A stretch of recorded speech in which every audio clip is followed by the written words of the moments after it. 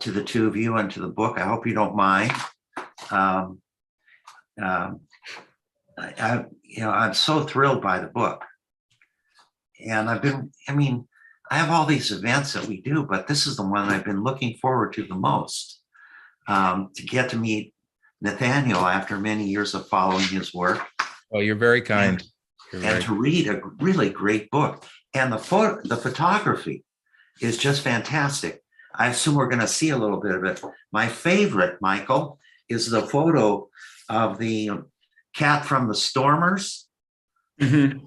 That's a fantastic photograph you took, So, Yeah. Was he smiling like he just hit a home run or something? Yeah, probably not, but Michael had to dust off his baseball skills to get that photo. yeah. So that's in the slideshow. Great. Yeah. Okay. Alma, you ready for me to begin? Yes. Okay. So I'll start now. Good afternoon. My name is Richard Hecht, and I'm the program director for the Taubman Jewish Studies Symposia here at the University of California at Santa Barbara. As I was just telling our two speakers for today, I'm so excited to hear their presentation for a number of reasons. I think you're going to find it just absolutely captivating from beginning to end. And as I introduce them, Professor Nathaniel Deutsch and Michael Kasper, they're joining us this afternoon to discuss this extraordinary book that they've written and published entitled A Fortress in Brooklyn, Race, Real Estate, and the Making of Hasidic Williamsburg.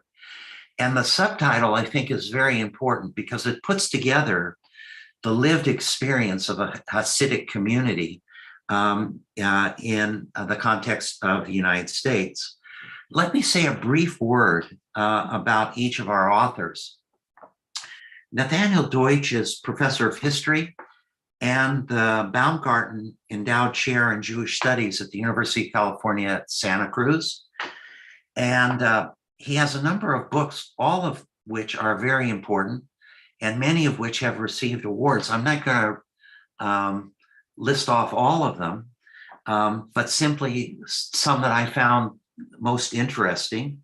As Nathaniel knows, I'm partial to his Inventing America's Worst Family, Eugenics, Islam, and the Fall and Rise of the Tribe of Ishmael, which was published by the University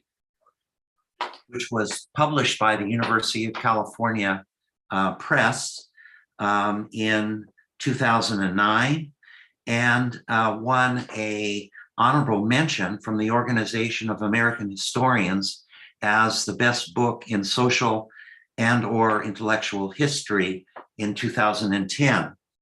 Also, among his recent books is The Jewish Dark Continent, Life and Death in the Russian Pale of Settlement, published by Harvard University Press in 2011, that won the Jordan Schnitzer Book Award from the Association for Jewish Studies in 2015. And he won a Guggenheim to carry out the research for that project in the years 2006, 2007.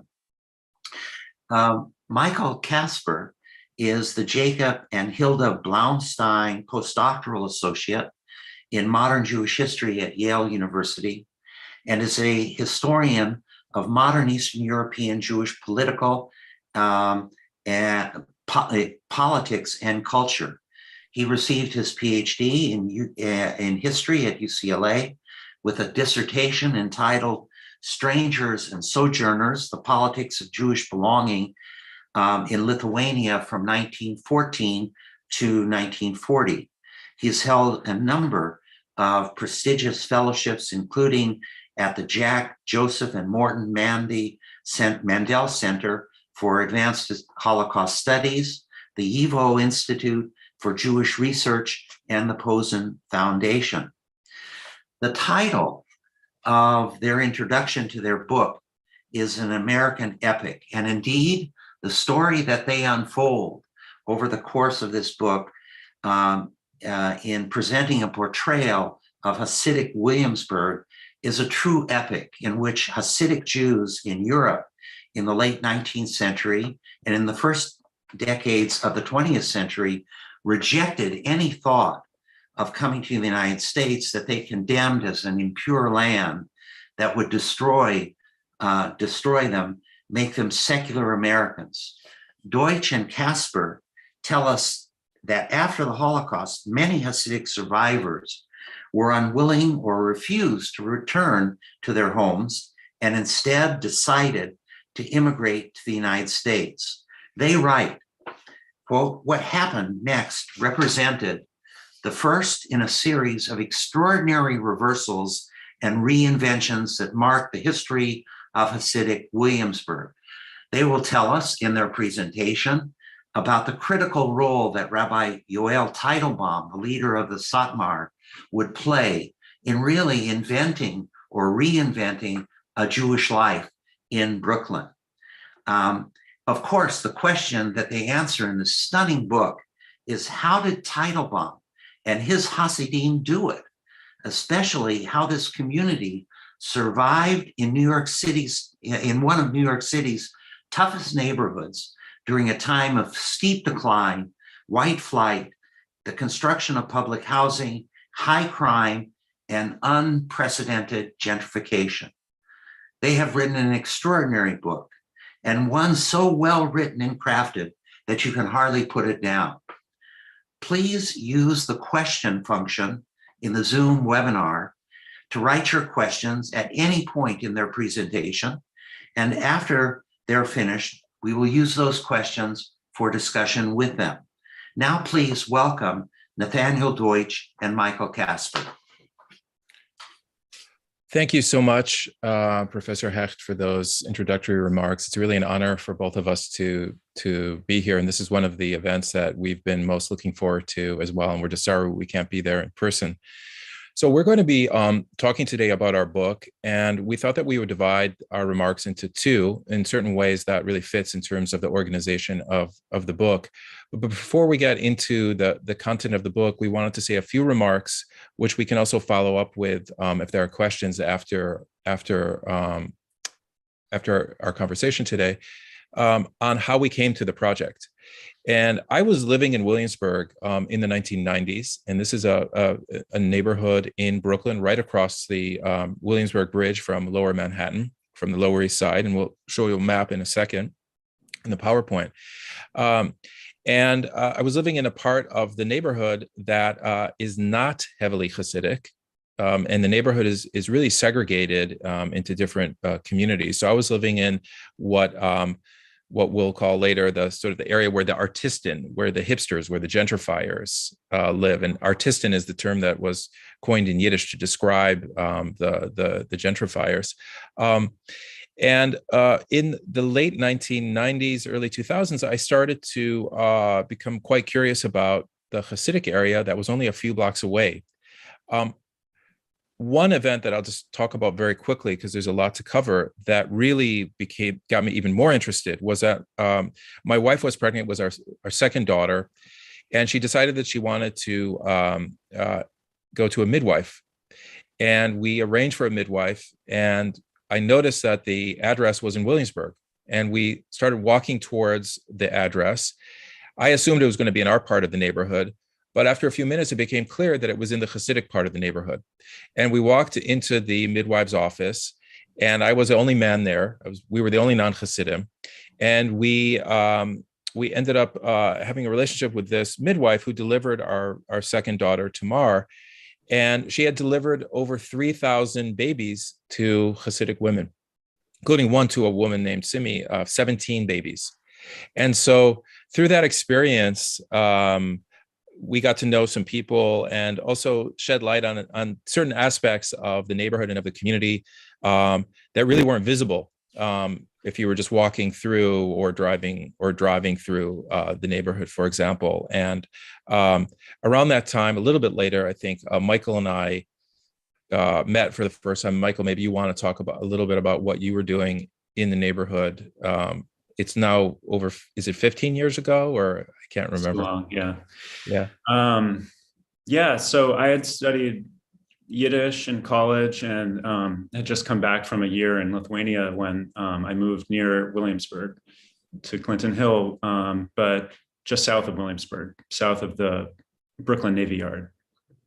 And was not planning to actively continue my Yiddish studies at that time, but found that I could walk into the Hasidic neighborhood and buy a Yiddish paper and speak to people, and was just curious about what made the neighborhood tick.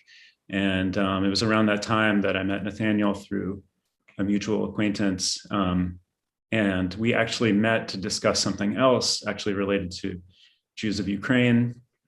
And it turned out that we had both been spending time in the neighborhood, and our idea for what much later became this book originated there, with, I think, some kind of casual walks through the neighborhood, sharing knowledge. We had both met some Hasidic people and in the neighborhood, and it went from there. Yeah. So I'm going to start my remarks. Actually, it's a little bit into the future from where I'm going. I'm going to start with this image and then go back in time. And this image is from Williamsburg. It is under the subway, the elevated section of the subway on Broadway, not the Broadway in Manhattan, but the Broadway in Brooklyn. And that has been the traditional border between the Hasidic neighborhood, part of Williamsburg, and the rest of Williamsburg. And this is the second Satmar Rebbe. Be talking about the first one in a few minutes. He's a member of the Teitelbaum family. He was the nephew of the first one. And I believe, Michael can correct me if I'm wrong, he's coming out of the matzah bakery. It looks like it, yeah. It looks like it, yeah, because there's a matzah bakery there. And you can see him surrounded by his retinue. Hasidim wear very distinctive clothing. For those of you who don't know who Hasidim are, they are members of a pietistic Jewish community or movement that started in the 18th century in Eastern Europe, in what's now Ukraine, Poland, and parts of Romania, Hungary. It spreads eventually into Belarus and so on. One of the things that's notable about the groups that settle in Williamsburg is that they come from what we call, following others, Greater Hungary. So Hungary before World War I was much larger than it became as a result of World War I. And it included parts of what are now Slovakia, Ukraine, and Romania. And the Hasidic groups that will settle in Williamsburg in the 1940s are from these areas around the Carpathian Mountains, and especially in sections that become part of Romania after World War I, but consider themselves in some way Hungarian. Within the broader Hasidic world, Hungary was kind of an outpost. It was not the central geographical region of the Hasidic movement. That would be Ukraine and Poland. And so one of the sort of main points of our work is to demonstrate how groups from the margins of the Hasidic world in Eastern Europe end up becoming the largest, most powerful, in many ways widespread, of the Hasidic communities after World War II, after the Holocaust, because that's exactly what happens. So the fact that they come, let me go back here actually, the fact that they come from Hungary is significant in a few ways. One, Hungary in many ways had the most extremes of any Jewish communities in Europe. What do I mean? On the one hand, you had the most assimilated Jews. And for those of you who are old enough to remember Zsa Zsa Gabor, she's a great example of that, okay? On the other hand, they had the most separatist, pietistic, Orthodox communities. And Satmar, which you can maybe see here on the map if you look closely, was a community that had a variety, actually, of different kinds of Jews, more assimilated ones, more separatist ones, including Hasidim. And the Satmar Rebbe is the Yiddish term for a leader of a Hasidic community. He kind of cuts his teeth in the town of Satmar before World War II in consolidating power and becoming the town rabbi. And that's very significant for what's going to happen once his community and those other Hasidic communities that arrive as Holocaust survivors after World War II in Williamsburg, is that they are already very politically savvy in Hungary. So when they arrive in the United States, although they will arrive after the Holocaust as refugees without anything, having survived the ghettos, having survived concentration camps, slave labor, and so on, they're going to arrive with experience in kind of bare knuckle intra-Jewish politics in Satmar, and that's going to translate to when they arrive in Brooklyn. So as I mentioned, they arrive in Brooklyn after the Holocaust, immediately after the Holocaust. They settle in Williamsburg, which at that time is the neighborhood in New York City with the largest concentration of Orthodox Jews. It also happens to be a very poor neighborhood. Those two things attracted these Holocaust survivors. One, because initially they could gain access to kosher butchers, to bakeries, etc., that were already there.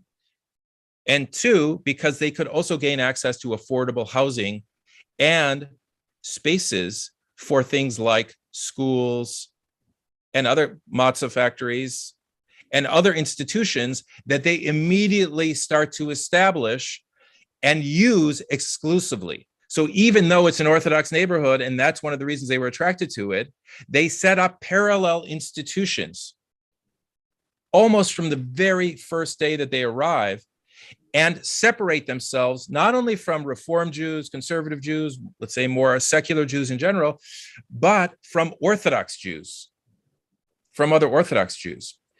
And this is what Michael and I describe as the first phase of their settlement in Brooklyn. The fact that they even were in Brooklyn is significant in its own right, because as Professor Hecht mentioned in his opening remarks, prior to World War II, prior to the Holocaust, almost all Hasidim refused to come to the United States. They refused to come to America, which they considered a Trefena Medina in Yiddish, impure land, so impure that the very stones on the ground, if you stepped on them, could contaminate you. After the Holocaust, they didn't have a choice. But this is one of the most remarkable elements in the entire story of this community. They go from saying that this is an impure land to saying, actually, it was our mission to come to this place.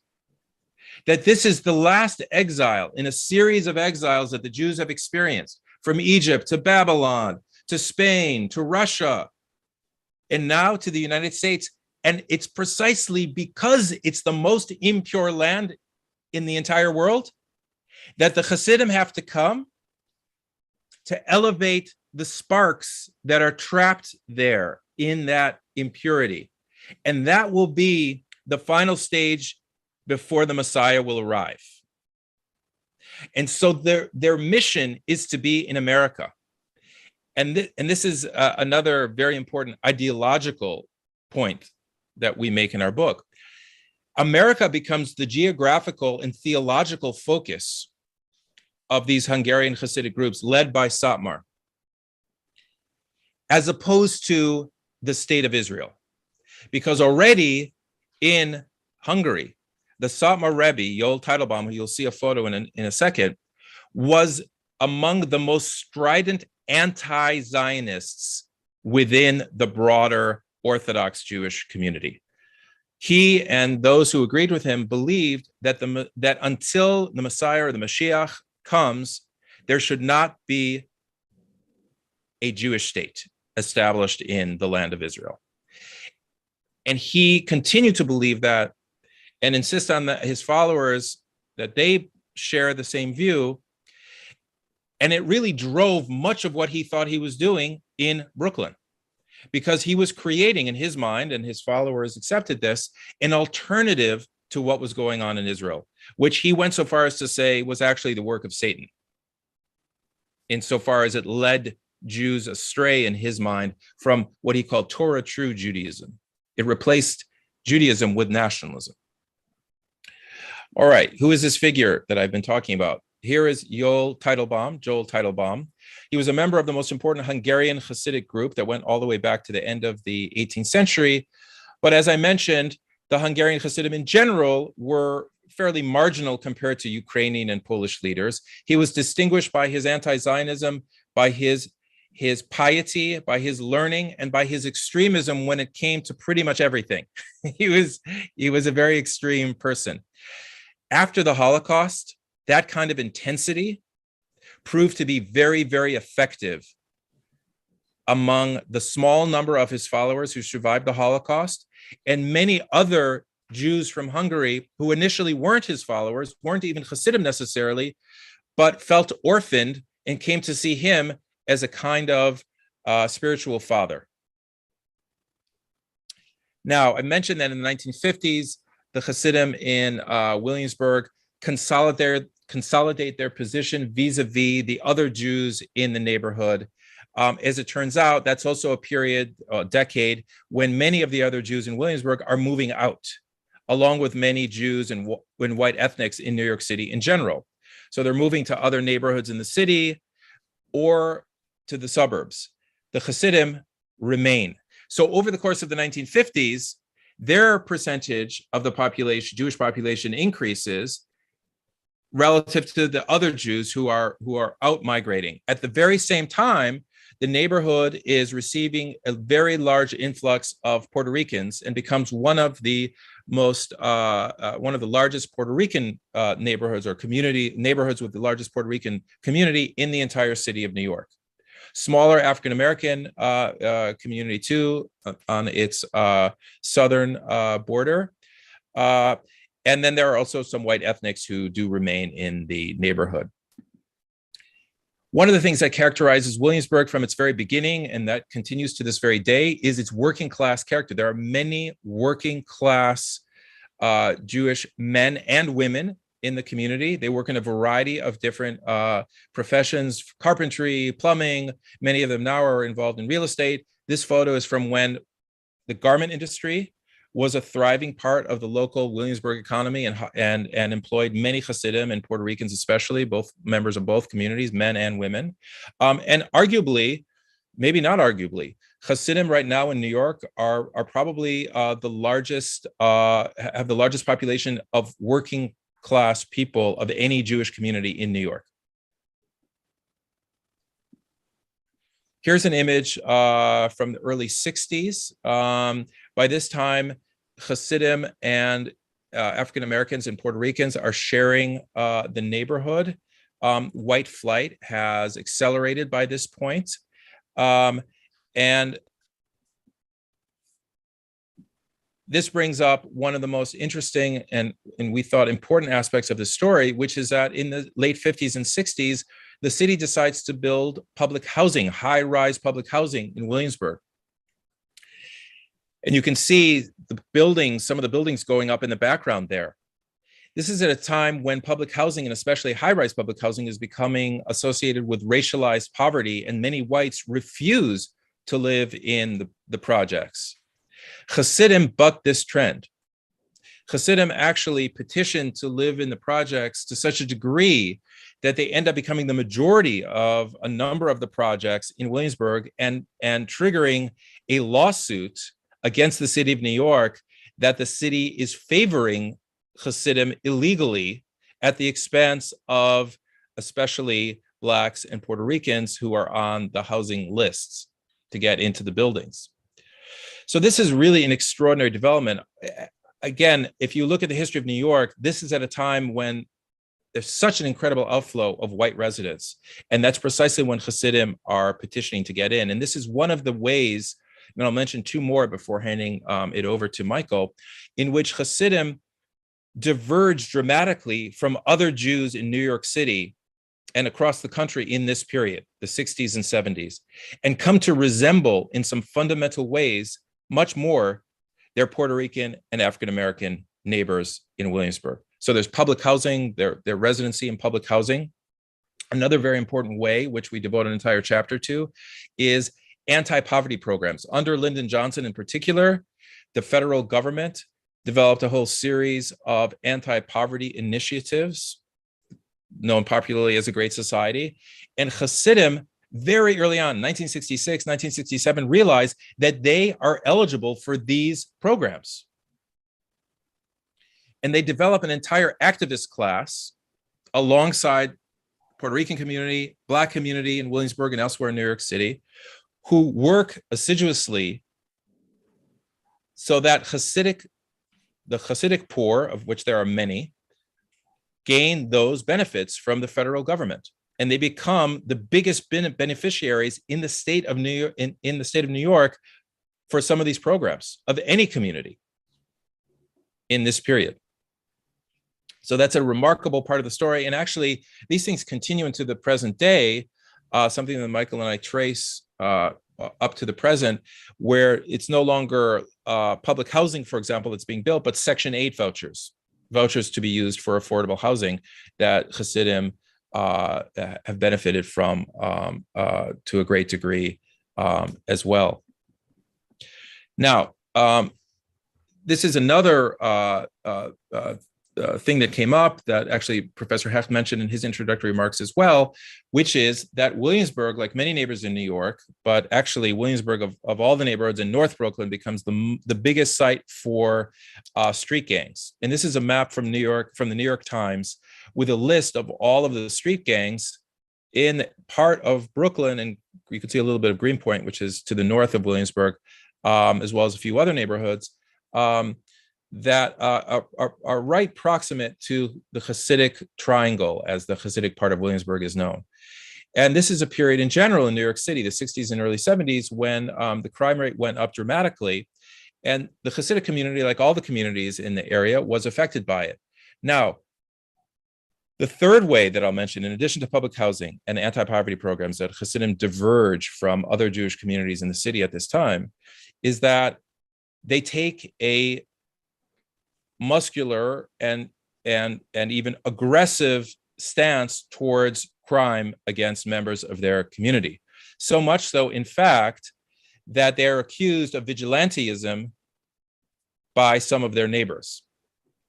And this, if you look at the press from the time, from the early 70s in particular, is a shock. The idea that Hasidim would physically attack people whom they think are threatening or who have mugged someone within their community is a shock to outside observers.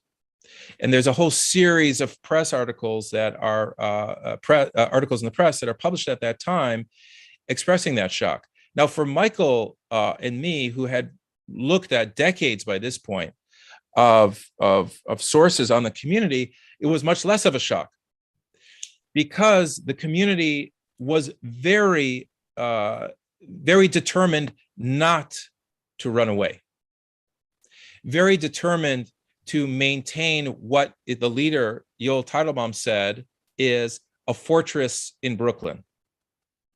And much of that was influenced by their experience during the Holocaust, both in terms of their sense of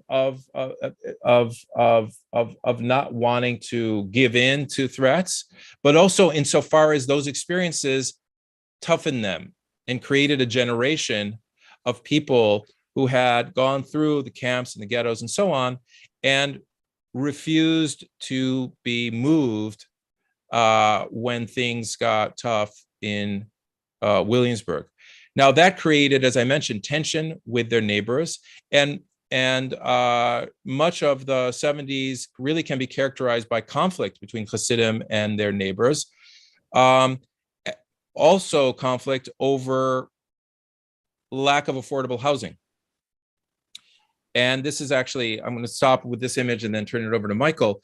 By the time gentrification arrives in the 1980s, the neighborhood has reached a kind of low point in terms of crime, in terms of urban decline. As you can see, this empty lot here, buildings were burned by like in the South Bronx, by the owners rather than have to pay for taxes or upkeep. And Williamsburg, in many ways, was the least likely place that you might imagine gentrification occurring. However, it happened to be right over the bridge from Lower Manhattan. And so thus begins in the 1980s, and especially in the 1990s in earnest, the next phase of the history of Hasidic Williamsburg, which Michael is going to share. Thanks, Nathaniel. But I wonder if you could just keep sharing that. Yeah, do you want me to do that? Maybe. Yeah, let's try. Can people see it? Image. Is it still? No. Here.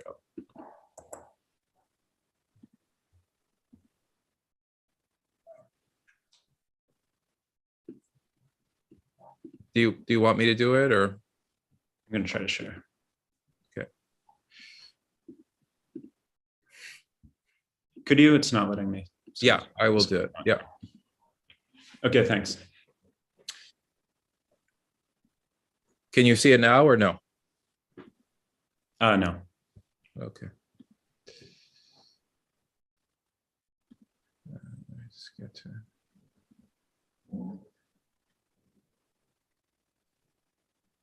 Okay.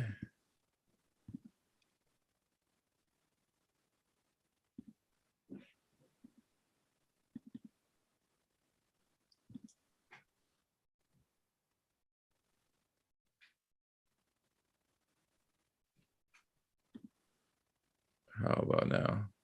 Yeah. Okay. Great. Yeah. Sorry about that. I'm just gonna. What's going on here? Oops. Maybe you should just start your remarks and I'll get this to work. Yeah, sure. Actually, I would just say about this photo that we're looking at, which was shared with us by a German photographer and her publisher. And one thing I like about it is that it shows the Hasidim blocking traffic as they're leaving the matzah factory, and just really kind of showing that space on Broadway, although Broadway is the border, as I'll talk more about, between Hasidic and Puerto Rican Williamsburg, that they were very much present on both sides of it. So yeah, I'm going to, in the short time I have, just talk a little bit about some of the latter chapters of our book, which deal with gentrification in Williamsburg and the impact it had on the Hasidim there, and the kind of arc of Hasidic responses to gentrification, which ranged from direct opposition to accommodation to even encouragement and participation. So gentrification came to Williamsburg at scale in the 1980s, when artists, as Nathaniel mentioned, priced out of the Lower East Side, especially the East Village, which was one subway stop away from North Williamsburg. They began moving into abandoned factories on the Williamsburg waterfront, especially on the north side, often in illegal squats. And by 1992, New York Magazine would profile the community of artists that had emerged there, and interview local artists and other locals from the neighborhood about the prospects of gentrification in the neighborhood. And at that time, the responses were varied. Some people thought gentrification would never happen there because crime was still high, because it was still not in Manhattan and seemed far from Manhattan. Others thought it was inevitable. But over the course of the 1990s, artists and other people who followed artists, such as recent college graduates and other young people, continued to move to North Williamsburg, now not so much in the factories on the waterfront, but into the surrounding neighborhoods. So first, the kind of working class Polish neighborhood on the north side, and moving south later into the largely Puerto Rican neighborhood known as Los Sures, such that by around the year 2000, and certainly by 2003, as you see in this image, gentrification had reached the edge of the Hasidic neighborhood, the north edge of Broadway, and provoked a backlash that the Hasidim called the war against the artists, or Milchemes Artisten. And the images you see here, which are actually not in our book, show a protest, it says, of Jews from Williamsburg in front of the building being built there, being built now for artists or Artisten. So by this time, it wasn't the same community or group of artists looking for a live work space or free rent or no rent of the squats of the 1980s. Hasidim continued to call gentrifiers Artisten, however, and yeah. So in 2002, about 50,000 Hasidim lived in Williamsburg. Williamsburg had a very low rate of home ownership, and the lowest rate of home ownership compared to other Jewish communities, just about 23%. Another study showed that Hasidim in this period were heavily rent burdened, with 1/3 spending over 60% of their income on rent. So it's from this position of vulnerability that the militant and organized response to gentrification emerged. And it was very much in the militant extremist tradition that Nathaniel described, and that Hasidim approached other problems they faced, whether it was crime, earlier housing issues, and so forth, or the problem of Jewish assimilation or accommodation as they perceived it among the Jews of Williamsburg of an earlier era. They saw this in apocalyptic terms. They used biblical and militant rhetoric to describe this war against the artists. The earliest we could trace the term Artisten was to the late 1990s, and actually it was used there in a positive light in letters to the editor of Der Yid, saying that these were actually good neighbors, that they were quiet, but there was already a question of what to do about these people, whether or not to rent to them. But by this time, articles changed, and in our interviews really showed that attitudes towards Artisten changed, that people, it was common for Hasidim to see the lifestyle of Artisten in a moral light, saying that they dressed immodestly, that they acted immorally, that their behavior, such as cackling in the street, was something someone told us, or walking their dog and letting the dog urinate on the street. These were seen as negative attributes of the Artisten. But what complicated this was that it was not the Artisten who were building or adapting housing in the Hasidic neighborhood Nathaniel, would you mind going to the next slide? Themselves, it was other Orthodox Jews from a different part of Brooklyn. So in this case, in the images from the past slide, it showed the former Gretsch Guitar Factory at 60 Broadway, which some Orthodox Jews had purchased and were planning to develop into actually luxury condominiums. And Der Yid, which is a very important newspaper, continues to be the main Satmar organ. And we can talk more about that in the Q&A, and a fantastic resource. And they produced several cartoons. One of them, shown here, says, we must move from our hard-earned apartment because Mr. So-and-so is building there for another group. And it shows this cartoon of the developer saying, "Oi, I'm going to make a killing, $100 million. ha ha ha. And it shows, a bar, newsstand, misspelled, swimming pool, showing that Hasidim thought this was coming to their neighborhood. Provoked this very intense response, which I should say, we compare to other grassroots anti-gentrification movements that appeared later in New York and other cities such as Los Angeles that singled out artists as the pioneers of gentrification. Although it was actually led by that activist class that Nathaniel mentioned, the Eskunim, and these rabbis who were very much in the mold of Yoel Teitelbaum, such that one of the leaders of the Milchemes Artisten said in a speech that the problem of Orthodox Jews renting to Artisten evoked the halachic legal principle known as din rodef, or the law of the pursuer. And he said that the people who are renting to Artisten are causing many to sin, and he who causes someone else to sin is worse than he who kills someone. And that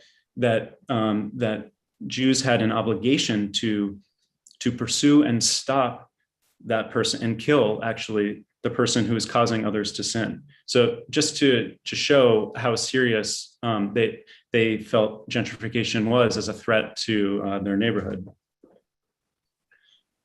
Would you mind going to the next slide, Nathaniel? Sorry about that. If you fast forward just a few years from here, this was 2003. In 2005, the waterfront in Williamsburg was rezoned under Mayor Bloomberg, which freed up a lot of the factories owned by Hasidim, garment factories, some empty, some in use, and rezoned them for residential use.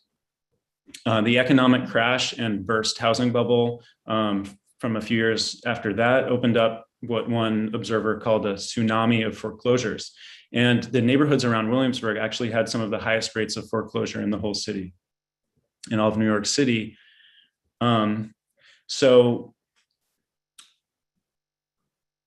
at this time, Hasidim were already working in various aspects of the real estate industry, as Nathaniel said, from whether it was construction, running a lumber yard on Kent Avenue, doing electrical and HVAC, property management, and buying and renting properties. But the combination of the rezoning and housing crisis gave Hasidim a unique opening into their own local housing market. And it was a market that other major investors were pulling out of, partly because they had trouble receiving financing from banks at that time. Hasidim actually had trouble getting financing anyway, and developed a system of lending within their own community.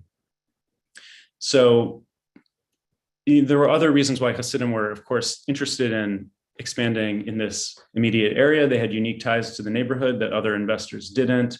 And when the housing market began to recover, at least in New York City, just a few years later, Hasidim became some of the most important players in New York City real estate. And this is something we call the rise of the Hasidic real estate mogul, that Hasidim became a new class of billionaires in some cases within their own community and also in general, and gave rise to a new kind of type or stereotype of the Hasidic landlord or Hasidic developer that you see in literature and films from this period, including in Unorthodox. One of the people we look at is named Meyer Schwartz, who, so we give a few examples of how Hasidim got into the real estate industry. Meyer Schwartz is someone we followed and interviewed, and he was profiled in the New York press quite a bit. He was not born into a real estate family. He grew up in Borough Park and moved to Williamsburg when he married at age 18 and started to study in Kollel, the system of of studies where you're financed by young men are financed by their in-laws, typically for a year or two of study. But Schwartz was an excellent student and stayed in Kollel for a long time. His father-in-law ran a knitting factory, actually a girdle factory on the north side of Williamsburg that was closing in the late 90s. And Schwartz had heard about these artisten moving into the neighborhood, and he was a kind of naturally curious person who prided himself on thinking outside the box. And after asking around, he was connected to the man pictured on your screen, Nachman Brach, who had been renting to artists from the mid 1990s in his partly used former pasta factory on the south side of the neighborhood. So from Brach, after connecting to Brach and a young, actually, artist, sculptor who helped Brach build out his space to accommodate artists, Schwartz ended up developing the former girdle factory into what he called a mini mall, seeing that there was a lack of amenities for those people moving to the neighborhood. And he put, in addition to housing or apartments in the top floors of the mini mall, a record store, a bookstore, a yoga studio, and other such amenities. And Schwartz was kind of like an unlikely person behind the gentrification of that north side right around the same time that the war against the artists was happening on the south side, showing that there was a kind of complicated relationship to gentrification already. And Schwartz went on to develop other buildings in Bushwick as gentrification moved away from Williamsburg. Another developer we write about and interviewed is named Louis Kestenbaum. Kestenbaum's father, Zvi, was a Holocaust survivor and community activist who founded a nonprofit called the ODA, the Opportunity Development Association, which in the early 1980s procured a special designation for Hasidim as a disadvantaged non-white, non-Caucasian minority, in the words of one federal agency aimed at economic improvement. Kestenbaum, like Schwartz's in-laws, was in the garment industry and owned a factory on the north side waterfront, where he rented out an underused part of the building to artists. In 2004, he lobbied the city for a zoning variance to convert that building to residential. And when the whole waterfront was rezoned, or when that nearby section of the waterfront was rezoned a year later, his building was used as an anchor for the rezoning area. So this is just to show that Schwartz had a kind of unique disposition and interest in developing his building by himself, whereas Kestenbaum used the rezoning process to convert his building into residential. And Kestenbaum became one of the went on to have a very successful real estate career. And we write that by the time his company successfully bid $240 million for the closed Long Island Hospital in Brooklyn in 2015, he had come a long way from the world of his father, who had sought to, quote, help ethnic groups compete effectively within the American economic mainstream. So by that time, Hasidim were very much in the real estate mainstream in New York. Would you mind going to the next slide, Nathaniel? Being Hasidic in the real estate business presented unique challenges. For example, there is a widespread sakana or fear, if not halachic law against cutting down or even pruning a fruit tree. So this is a more common problem than you might think. Hasidim in real estate try to avoid buying properties with fruit trees, and when they do, they will take a huge economic loss to avoid cutting them down or build around them. The next slide shows a common image around Williamsburg. It's the Karastir Rove named Yeshaya Steiner, whose image, it is said, can cure mice infestations. I have one of these myself in storage, not in use right now, so I can't attest to its effectiveness. But this is a photo of a Hasidic construction site and that shows exactly who is building there and the kind of particular Jewish take on the problems that arise through construction. The real estate industry also opened up a lot of employment opportunities to women. And we write about a real estate expediter named Chani Rosen, who was actually profiled in one of the main real estate, if not the main real estate publication in New York today, The Real Deal. And in her interview with The Real Deal, she said that she faced discrimination from male coworkers who at first didn't want to work with a woman, but later, until they found out who she was and how successful she was. And she also told them that she doesn't drive, in keeping with the norms of the community, or at least selectively, while bucking other norms and working long days away from her family. I think the next slide should show, or the one after this should show just a snippet of what Hasidic architecture looks like in the newly developed areas outside of the brownstone core of what's called Old Williamsburg. So as Hasidim expanded into Bedford-Stuyvesant, you see here the border between Williamsburg and Bed-Stuy. On the left, a typical newly built Hasidic development shows staggered balconies so that sukkahs can be built on them without anything above the sukkah. And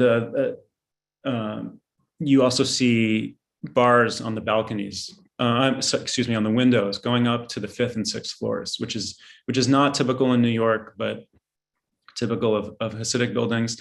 Also the fact that buildings are only 5 or 6 stories, even when, other developers might try to build 12 stories or as high as they can, especially in these expensive areas. And that is to provide easier access to the ground floor on Shabbos. So New Williamsburg itself has this interesting character. Actually, if we go to this, and then I'll just finish. If we go to the slide before this, this is what Richard asked about. I took this with a film camera, by the way, Richard, if you can believe it. This is a member of this is a Hasidic Satmar member of a softball team that played in the Greenpoint League in 2008 against teams from other neighborhoods within and around Williamsburg. This shows how gentrification affected people beyond the housing market. So New Williamsburg, this area that Hasidim developed through rezoning and a planned push into Bedford-Stuyvesant, actually is known for its upscale restaurants and its health centers and gyms. There's even a kosher cannabinoid store, and there are kind of Hasidic versions of Whole Foods there.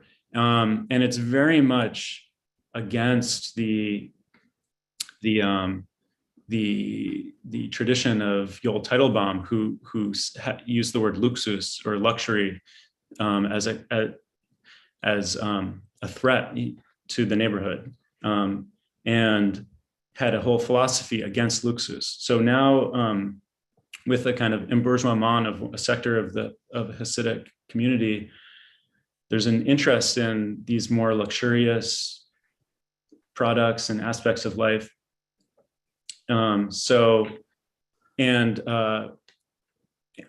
Participating, in this softball league, for example, is something that would have been unimaginable 5 or 10 years before. So, just to conclude, I want to sort of emphasize that gentrification was a way to really challenged a lot of Yoel Teitelbaum's philosophies, but also at the same time allowed Hasidim to remain in the neighborhood, which was one of his greatest desires as well.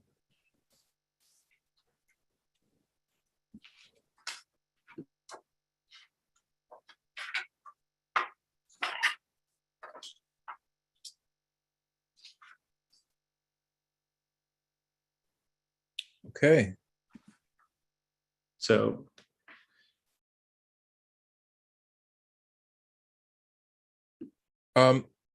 Richard, I think that's where we're going to end. So I don't know if there are questions. Yes, there are. I have a couple of questions that I'd like to raise and give people an opportunity to type in their own questions for you. But I was fascinated, Nathaniel, by your comments about, I guess, Teitelbaum's understanding of going to this most impure land. And they're doing that to liberate the sparks, which of course immediately he conjures up the Kabbalistic traditions of Isaac Luria. But it seems like there's a great tension between that position and living in a kind of semi-isolated world that I think you carefully construct in your book. Is that correct, or am I just imagining it? Yeah, no, it is correct. And in a way, one of the best ways of sort of revealing the tension that you raise is to mention that the two most successful Hasidic groups in the United States in the post-war period, and actually globally, because Satmar is the largest Hasidic community in the world and Lubavitch is the second largest, have completely opposite approaches to interacting with the outside world, and even including to non-Hasidic Jews. So Lubavitch, or Chabad as it's also known, believes that you should be in the world and you should try to reach out to non-Hasidic Jews and to help them to perform different commandments. And Satmar has the opposite approach, that they believe that they should isolate themselves to the greatest extent that they can. Although, as Michael mentions, those walls have been coming down, a bit more recently. Here, the image of this softball player is a great example of that. But in general, they've believed in isolating themselves, and yet both groups believe, despite their opposite approaches, they were both successful. And by successful, I mean by gaining a lot of followers and by growing and by putting down roots. And they both believed that what they were doing was the last stage of exile before the coming of the Messiah. And that by doing what they were doing, it would help to bring about the Messiah. So Chabad, or Lubavitch, believes that you need to reach out to as many Jews as possible, especially to the ones who are not Orthodox. And Satmar believes that they are what they would call in Hebrew, Machane Yisrael, the camp of Israel, in the desert, in the wilderness. And that throughout Jewish history, there's been one segment of the Jewish community that remained faithful to God and the commandments. And by virtue of doing that, even when everybody else isn't doing it, or especially when everybody else isn't doing it, that's what keeps, that's what moves history along and brings the Messiah closer. And the last thing I'll say is that they both believed in this Kabbalistic idea that you're referring to, this Jewish mystical idea that there are divine sparks that have been scattered everywhere, in everything, in holy things, but also in unholy things. And as history progresses, you have to actually go to the unholy things at the very end of this process and raise the divine sparks there. Those are the most difficult, painful, challenging sparks to raise, because you expose yourself to the impurity. And that's what they're doing in the United States. At the same time, they had to protect themselves from all of what they perceive to be the negative influences, what's called tuma and kedusha, unholiness or contamination and holiness. And so that's the tension, that's the engine that drives Satmar, is that they are trying to maintain kedusha, kehila kedusha, the holy community, within a realm of impurity. And by doing that, that raises up the divine sparks and brings the Messiah, according to their belief. We have several questions already, but I want to begin with Rabbi Chaim Beliak, who is joining us from Los Angeles, where he lives. He asks, what about the other fortresses in Montreal, La Brea Avenue in Los Angeles, and other cities? Do they follow the same pattern? This is a question addressed to both of you. So the title of the book comes from a paraphrase of something the Satmar Rebbe said when he was asked about whether they would move out of Brooklyn or not. And he acknowledged that people would move out and they would plan to build a community outside of Brooklyn, which they did. But he said that I want a fortress to remain here. So that's the origin of the phrase. And yeah, I would say, I guess you're pointing out other Orthodox neighborhoods, and each Orthodox neighborhood has its own kind of way of remaining in the neighborhood or not. And some, of course, disappear completely. I mean, it's interesting to see, for example, that in Der Yid, there was a kind of, they published this list of Jewish neighborhoods in New York and in Brooklyn that had ceased to become Jewish neighborhoods, saying Brownsville, East New York, and giving a rough date of the end of the neighborhood, and saying, would Williamsburg be next? So they saw their neighborhood in the history of other neighborhoods of New York, even from before they arrived. I'd like to add something to that too, which is one of the things we document in the book is how Williamsburg served as an inspiration for other Haredi, which is an umbrella term for sometimes translated as ultra-Orthodox, which includes Hasidim now and other ultra-Orthodox Jewish communities, that Williamsburg was explicitly described as an inspiration. And people like the Lubavitcher Rebbe, so this leader of this other Hasidic group in Crown Heights, which is another neighborhood in Brooklyn, said in 1968, he said, if they can do it in Williamsburg, we can do it in Crown Heights. In many ways, Williamsburg becomes the model already in the 1950s for what we call Haredization. And others have referred to that as well. The way in which certain neighborhoods in New York, in London, in Jerusalem, and in other parts of the world, Montreal, become Haredi enclaves. So yes, there is a relationship between what happened in Williamsburg and these other neighborhoods that you mentioned. And in many ways, it's a historical relationship. And in many ways, it's an inspirational relationship. And in many ways, Williamsburg becomes a kind of blueprint, consciously or not, for how other neighborhoods can become Haredi enclaves. We have a question from Jonathan Lebo, who really has two questions. And I'm going to I'll read the first, and then I'll go to another question, and we'll come back to his second. We'll get all the questions today. So Jonathan's first question is directed to Michael. He writes, language is seen as an anthropologic unifier of people. You mentioned earlier in the lecture that you have studied Yiddish and also would come to Williamsburg. Did your Yiddish enable you to enter spaces, conversations with hardcore Hasidim? Did people enter or avoid conversations with you based on differences you may have had in the modes of dress and hairstyles? Was language an effective key to access?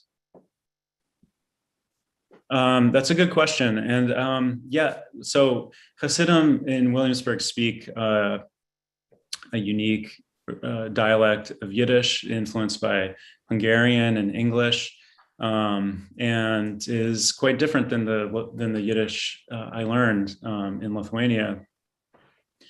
However, I do think it was helpful to know a little Yiddish, and something Nathaniel and I have sort of realized in doing our research is that when you meet, often we found that when you meet a Hasidic stranger, they ask a few specific questions. You know, what's your name? They ask where your family's from, and they ask if you're married or not. And there were a few kind of, maybe that's common in general, but we found it to be a little bit formulaic. There was a kind of way of placing someone for among Hasidic strangers. And, you know, there's nothing you can do nothing I could do in terms of dress or hairstyle to fit in. I never tried to go undercover, as it were. But I do think knowing a little Yiddish showed, and being familiar from the Yiddish newspapers with some aspects of the community and the history did help with conversing with people. Yeah. You know, Jonathan's question, I think, raises the question of methodology. In your research. And one of the fascinating aspects of your book, I think, is how well, almost seamlessly, you have brought together anthropological, qualitative research plus historical research.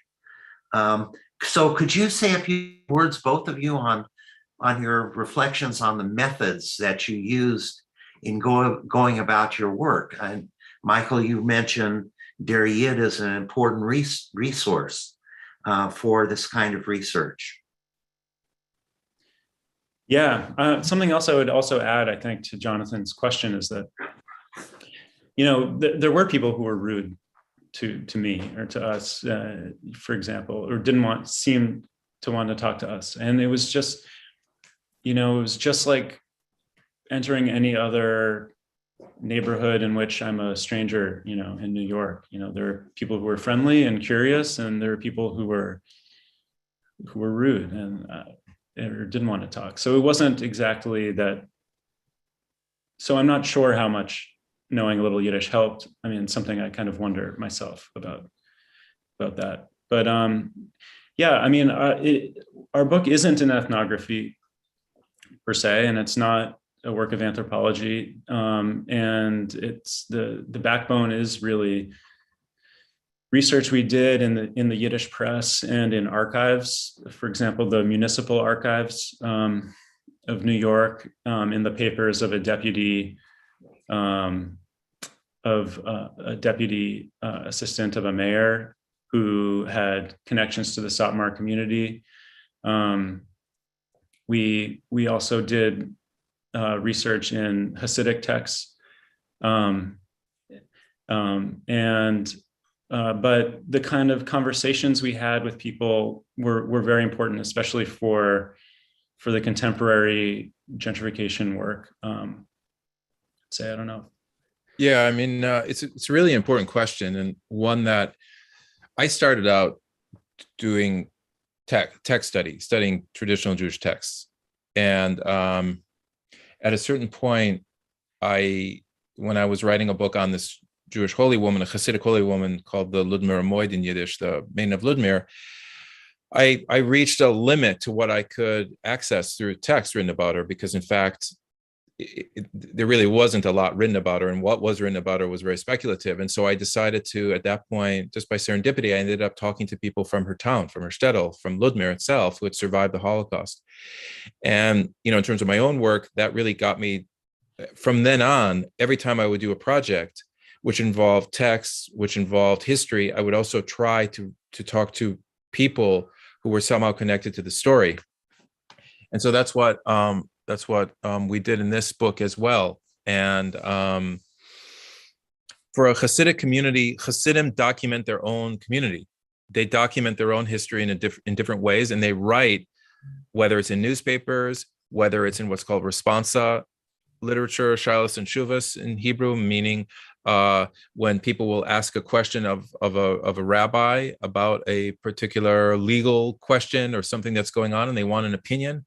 The Satmar Rebbe himself wrote a number of books that are very illuminating, and there's a Hasidic tradition of writing what's called in scholarship on religion hagiography, where you write about the lives of your leaders. And so there's a lot of text written about the Satmar Rebbe, which to some extent provides real insight into what the worldview, for example, their attitude towards the United States or towards America, what they're doing, what they think they're doing when they're creating their community. At the same time, as Michael has indicated, these are sources that are produced by the elites within the community. And it's really important to talk to kind of regular people, men and women in the community, which we did, to develop, to talk to people not only on the street or in stores or wherever, but also to develop longer term relationships with people, which we did as well. And then also to look at a whole variety of non-Hasidic sources, police records, real estate sources, city records, community newspapers from the Latino or from the African American community, especially once they start expanding in the neighborhood into Bedford-Stuyvesant, and talking to other people within the neighborhood. So, we try to do all of those things. I want to go to Jonathan Lebo's second question, if I could. And we still have time to get to the other questions as well. So this is an economic or a financial question. How are families from the Williamsburg community able to survive basic needs given their particular lifestyle choices? For example, large families, focused time in kollels, and other religious duties and obligations. Is poverty in public programs simply an accepted part of life in these communities? Well, maybe I could start this one, Michael, and then you could jump in. For decades, there's been a large segment of the population that lives under the federal poverty line, and that is due to a number of factors: to the large family size, because these things are calculated based on your income as well as your family size, to the fact that housing is extremely expensive, and other daily costs are very expensive in New York City, where they live. Although many of them have moved outside of New York City now, often because of housing costs, and also because they do not historically have not participated in higher secular education. They particularly participate in higher education, like the Kollel, but that is in traditional Jewish texts. Now, some of those things, I wouldn't say those particular things have changed. They haven't. Those factors have remained the same, but some things have changed. For example, the growth of real estate as the major economic driver within Hasidic communities in Brooklyn, as well as the participation of Hasidim in a variety of other entrepreneurial activities, many of them online, actually, which has been written about in a number of publications, as well as a variety of other sectors, which have led to what Michael referred to as the embourgeoisement of not only the Hasidic communities in Brooklyn, but more broadly, even around the globe. That is to say that a significant segment of these communities has become much more middle class, and in some cases quite wealthy, even as other Hasidim remain below the poverty line. So there's a real gap within Hasidic communities between the wealthy, between, let's say, what we would call middle or upper middle class, and between poor people. The way that the communities are structured is that the wealthier people are supposed to help support in a variety of ways through a variety of institutions and so on, the poor people. And that does occur. And there are many charitable organizations within these communities. At the same time, of course, that doesn't erase the poverty. And those communities, as we also mentioned, have since the 1960s participated to a great degree in a variety of government programs, aid to mothers with dependent children, various Section 8 or other public housing programs, food stamps. There's a whole variety of different programs that they participate in. This is not a situation where most of the people in the community are not working. The adults, if they're not taking care of children, are basically working. And the poverty that exists is really what one would refer to as the working poor. Where if you work in many professions within the community, you may not make enough to support 7 or 8 children, for example, sending them to private school, living in New York City. And so it's an excellent, complicated, actually evolving question because of the dynamics within the economy within these communities, which has changed quite a bit in some ways over the last few decades. I don't know if Michael wants to add anything to that, but. I would just, I think that, as you said, you asked if it's an accepted part of life in these communities, and I think that it is, but it's not stigmatized. And that's an important difference in their community. And organizations like the UJO, which is a community-based organization that represents the area, Hasidim in the area, although their work touches on other communities as well. They have, outreach drives to enroll people in all kinds of federal and local programs. So it's not stigmatized. I think anyone who qualifies will find a way to find them. And if not only is it not stigmatized, but there are people within the community whose job it is to help other people to get access to these programs. That's the organizations that Michael has mentioned. And in fact, Hasidim from other communities will come to Williamsburg to get help applying for some of these programs. And in that way, historically, one of the things that Michael and I learned in the 1960s, roughly 15% of all the poor people in New York were Jews. But many of those Jews refused to take part in these government anti-poverty programs out of shame. And the Hasidim were outliers in that regard. So now you have a situation in which the Hasidic neighborhood that they call New Williamsburg in Bedford-Stuyvesant, just south of the traditional border of Williamsburg, has the highest rate of Section 8 use in all of New York City, which has the largest Section 8 program in the country. Now, there are three additional questions that I hope that we can answer. One is from Karen Luckett, and she asks about the role of women in the Satmar community and your perspective about it, or about that role. So the community is very gender segregated, and gender segregation is actually one of structurally speaking, the defining characteristics of this and other Haredi communities, meaning that institutions such as schools, even in a whole variety of other spaces are segregated by gender. Social activities are often extremely gendered. Different spaces are gendered. There's some within the community. There are some who are even more extreme than that. who would like to segregate even other spaces. Modesty, women's modesty, tznius as it's called in Yiddish, is seen as a very, very important value.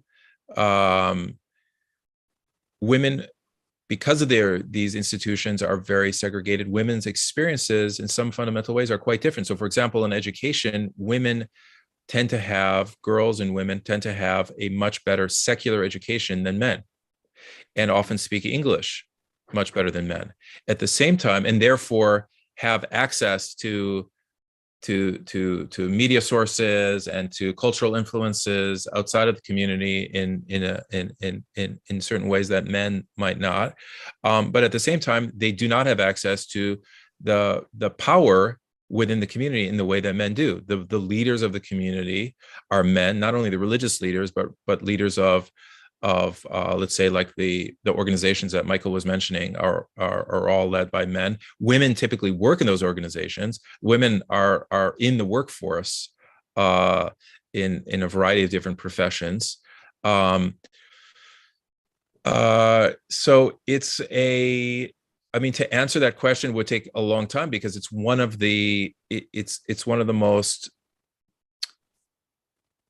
complicated and defining aspects of Hasidic life is around gender. We could get into it in the Kabbalistic sense as well. There's all sorts of ways that one can approach this. One can approach this question. In the book, we look at certain ways in which Hasidic women in particular were impacted by gentrification. So for example, we have a section of a chapter that's on gender segregated swimming, because Hasidic women in the neighborhood advocated for having women only swimming hours at a public pool in Williamsburg. And this created a firestorm where many people were, not only within the community, but outside of it, were opposed to this, saying that it contravened separation of religion and state. And others supported it. And this went back and forth, triggered a lawsuit, and so on. So we look very carefully at that and provide women's voices on the Hasidic women swimmers, as well as the Hasidic male voices on why they thought it was important for the segregation to occur in the first place, as well as, of course, non-Hasidic voices on this. So it's a really important question.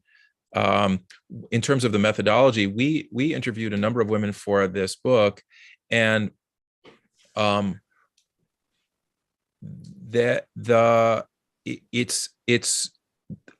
can say that the interviews would often take place outside of the neighborhood, or in people's houses, whereas within the neighborhood and public spaces, it was, as men, it was much easier for me and Michael to just strike up conversations with men and so on. I have another question. I hope there are three more questions I think are important. And the first of these final three questions is from Rabbi Ira Yudovin, who is here in Santa Barbara. And he asks the following question. There is an interesting parallel between the Satmar view of America as being a necessary forerunner of the Mashiach, the Messiah, and the view of classical 19th century American Reform Judaism, which saw America as the forerunner of the advent of a Messianic age. Your comment. Nathaniel is really smiling on that one, and so is Michael. I'll just say one thing. I'm actually writing something about that right now. That's why I'm smiling, but I don't know what Michael has in mind.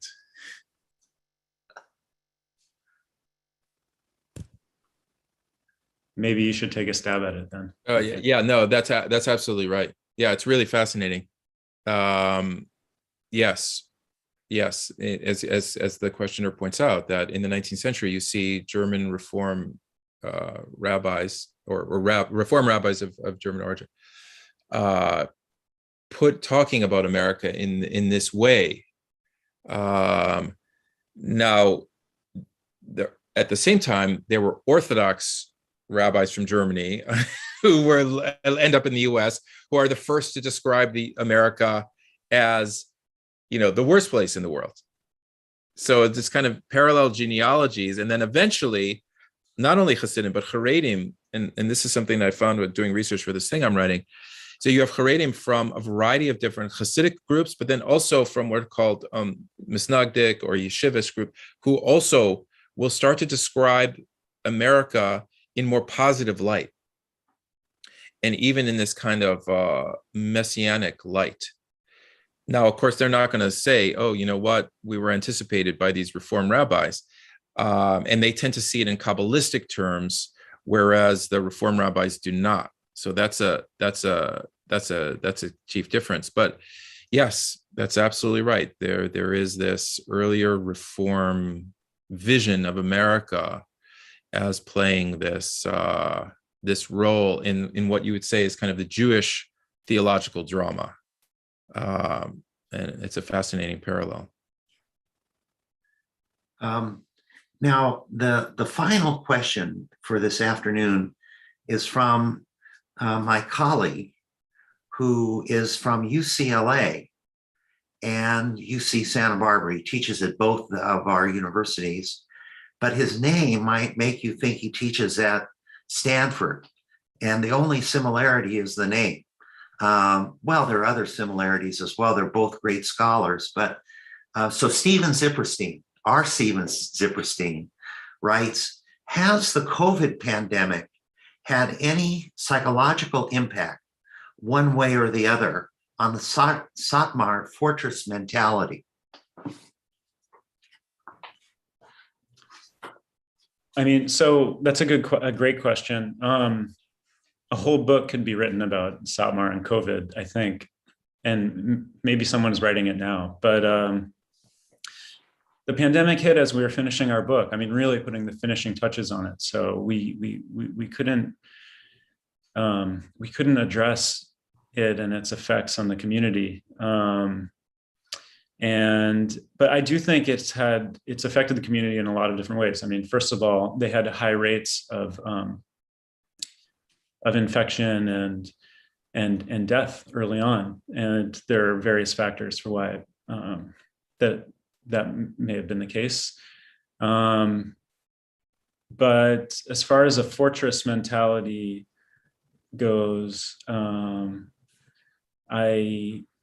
don't know. I mean, it's related to the fortress in the sense that density may have been a factor in its spread, and the fact that you have large families with a lot of children living together in small apartments in a lot of the neighborhood. And that's why we saw similar rates of COVID spread in Williamsburg compared to other working class neighborhoods in New York, like Corona, Queens.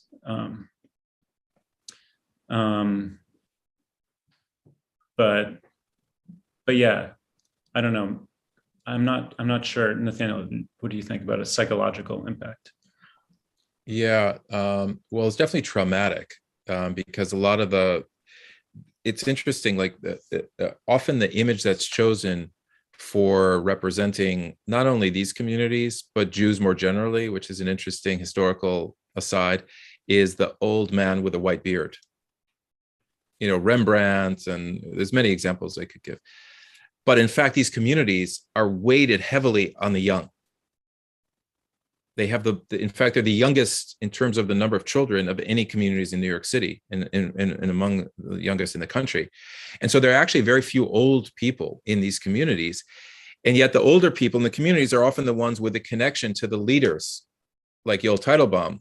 That is, they knew them, they were in their presence, or they survived the Holocaust.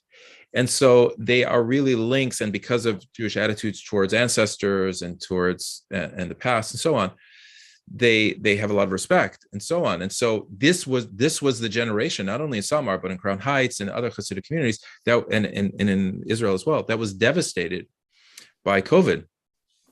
And so I think, to your point about the psychological impact, I mean, there are different ways that we could look at it, but one is definitely one that will have lasting effects, I think, and may not even be appreciated now, is what does it mean for so many people, some of whom I know, some friends of mine whose fathers especially, let's say, passed away as a result of this within these communities. What is the effect of that on the psychology of the community, or of those in the community who lost those members? Obviously, it's not only something that these communities are facing, but they'll face it in their own way. And that's, I think, something that will be known more in the future and will be felt individually and within families and so on. So it is an important question, and one that has a lot of different aspects. That's just one of them. Well, I think we've come to the end of our time with you this afternoon, and it's been a very, very rich presentation and discussion with you.